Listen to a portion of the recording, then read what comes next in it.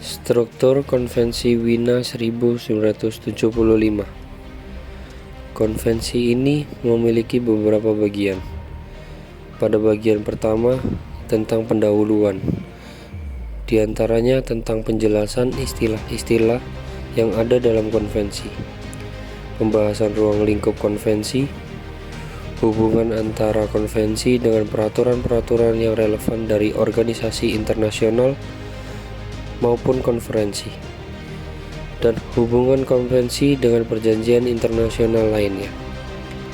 Sedangkan pada bagian kedua, tentang misi ke organisasi internasional, diantaranya pembentukan misi, fungsi misi permanen, fungsi pengamat misi permanen, dan akreditasi ganda atau penunjukan.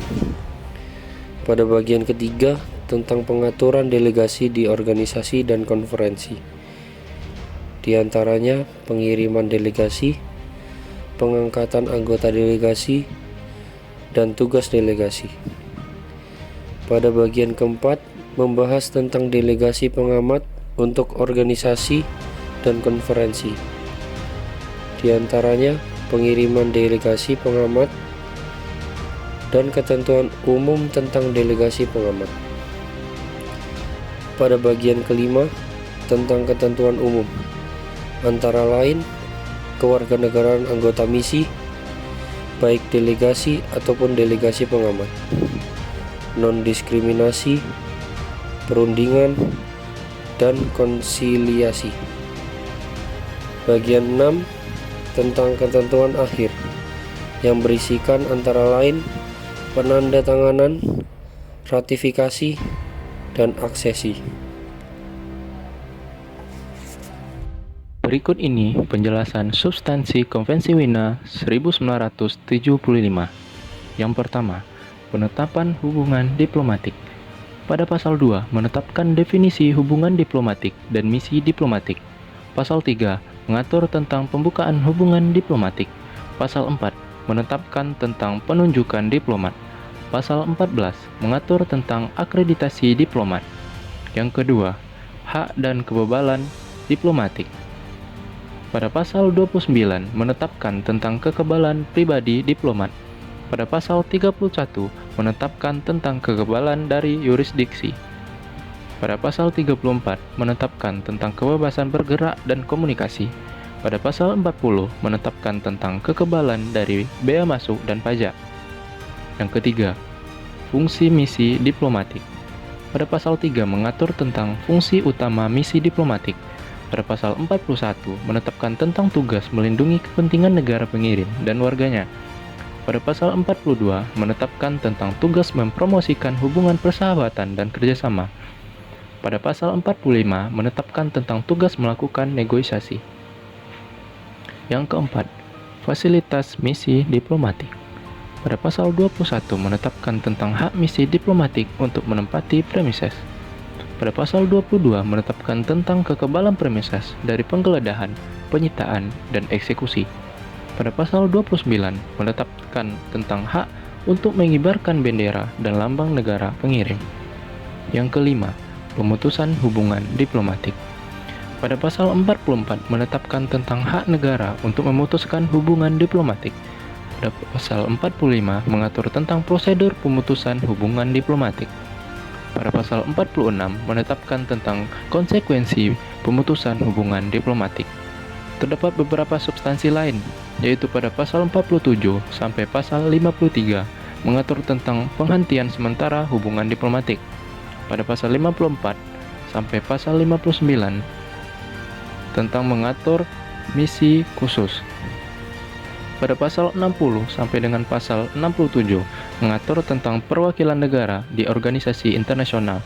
Pada pasal 68 sampai pasal 77 mengatur tentang status kurir diplomatik. Pada pasal 69 mengatur tentang penyelesaian perselisihan. Konvensi Wina tahun 1975 merupakan instrumen hukum internasional yang penting dalam mengatur hubungan diplomatik antar negara.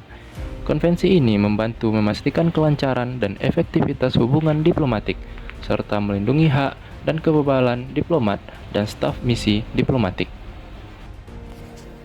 Selanjutnya adalah implementasi hukum Konvensi Wina 1975. Konvensi Wina 1975 tentang perwakilan negara dalam hubungan diplomatik diimplementasikan dalam hukum nasional berbagai negara melalui berbagai cara, yaitu yang pertama, ratifikasi. Negara-negara yang meratifikasi Konvensi Wina 1975 wajib memasukkan ketentuan-ketentuannya ke dalam hukum nasional mereka. Hal ini dapat dilakukan dengan cara mengadopsi undang-undang baru yang mengimplementasikan Konvensi Wina 1975, lalu mengubah undang-undang yang sudah ada agar sejalan dengan Konvensi Wina 1975. Pada poin yang kedua adalah praktik diplomatik. Prinsip-prinsip Konvensi Wina 1975 umumnya diterima dan dipraktikkan oleh negara-negara di seluruh dunia, bahkan oleh negara-negara yang tidak meratifikasi konvensi ini. Praktik diplomatik yang sejalan dengan Konvensi Wina 1975 dapat menjadi sumber hukum internasional yang mengikat bagi negara-negara. Pada poin yang terakhir, keputusan pengadilan. Pengadilan nasional di berbagai negara telah menggunakan Konvensi Wina 1975 sebagai dasar untuk memutus perkara yang berkaitan dengan hubungan diplomatik. Keputusan pengadilan ini membantu memperkuat implementasi Konvensi Wina 1975 dalam hukum nasional. Sebagai contoh implementasi Konvensi Wina 1975 yang ada di Indonesia, yang pertama, Indonesia meratifikasi Konvensi Wina 1975 pada tahun 1968. Ketentuan-ketentuan Konvensi Wina 1975 diimplementasikan dalam hukum nasional Indonesia melalui Undang-Undang Nomor 11 Tahun 1970 tentang Perhubungan Diplomatik, Peraturan Pemerintah Nomor 2 Tahun 1971 tentang pelaksanaan Undang-Undang Nomor 11 Tahun 1970 tentang Perhubungan Diplomatik. Praktik diplomatik Indonesia juga sejalan dengan Konvensi Wina 1975. Pengadilan Indonesia telah menggunakan Konvensi Wina 1975 sebagai dasar untuk memutus perkara yang berkaitan dengan hubungan diplomatik. Tantangan implementasi Konvensi Wina 1975. Terdapat beberapa tantangan dalam pengimplementasian Konvensi Wina 1975 ini, yaitu perbedaan hukum nasional antar negara, kurangnya pemahaman tentang Konvensi Wina 1975, ketidaksediaan sumber daya untuk implementasi Konvensi Wina 1975. Lalu, ada juga upaya untuk meningkatkan implementasi Konvensi Wina 1975. Upaya untuk meningkatkan implementasi Konvensi Wina 1975 dapat dilakukan dengan meningkatkan sosialisasi dan edukasi tentang Konvensi Wina 1975, memberikan pelatihan kepada para diplomat dan pejabat pemerintah terkait. Lalu yang terakhir, meningkatkan kerjasama antar negara dalam implementasi Konvensi Wina 1975. Kesimpulannya yaitu Konvensi Wina 1975 merupakan instrumen hukum internasional yang penting dalam mengatur hubungan diplomatik antar negara.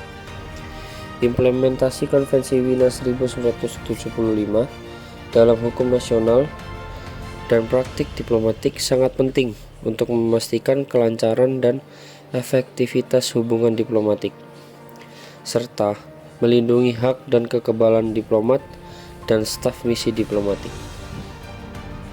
Berikut ini merupakan contoh kasus Konvensi Wina 1975, penyerbuan Kedutaan Besar Iran di London tahun 2011. Kronologi. Pada tanggal 29 November 2011, sekelompok pengunjuk rasa menyerbu Kedutaan Besar Iran di London. Para pengunjuk rasa marah atas eksekusi Ruhollah Zam, seorang jurnalis oposisi Iran. Mereka menerobos masuk ke Kedutaan Besar, merobek bendera Iran, dan membakar foto-foto pemimpin Iran. Beberapa pengunjuk rasa juga masuk ke kediaman Duta Besar Iran. Polisi Inggris berusaha untuk menghentikan para pengunjuk rasa, tetapi mereka tidak berhasil. Penyerbuan tersebut berlangsung selama beberapa jam, yang pada akhirnya para pengunjuk rasa berhasil diusir dari Kedutaan Besar. Dampak: penyerbuan tersebut menyebabkan kerusakan parah pada Kedutaan Besar Iran. Beberapa staf Kedutaan Besar juga terluka. Hubungan antara Inggris dan Iran memburuk akibat peristiwa ini. Inggris menarik stafnya dari Kedutaan Besarnya di Teheran. Iran juga menarik stafnya dari Kedutaan Besarnya di London. Dewan Keamanan PBB mengutuk penyerbuan tersebut. Inggris meminta maaf kepada Iran atas peristiwa tersebut. Investigasi. Pemerintah Inggris melakukan investigasi atas penyerbuan tersebut. Beberapa orang ditangkap dan didakwa atas keterlibatan mereka dalam penyerbuan tersebut. Pada tahun 2012, 2 orang dihukum penjara karena penyerbuan tersebut. Penyerbuan Kedutaan Besar Iran di London tahun 2011 merupakan peristiwa yang serius yang menyebabkan kerusakan parah pada hubungan antara Inggris dan Iran. Peristiwa ini menunjukkan pentingnya menjaga keamanan misi diplomatik dan melindungi hak-hak diplomat dan staf misi diplomatik. Demikianlah informasi yang dapat kami berikan mengenai Konvensi Wina 1975. Semoga informasi yang kami berikan ini dapat bermanfaat bagi pengetahuan kita semua. Jangan lupa like, komen, dan subscribe channel kami. Terima kasih.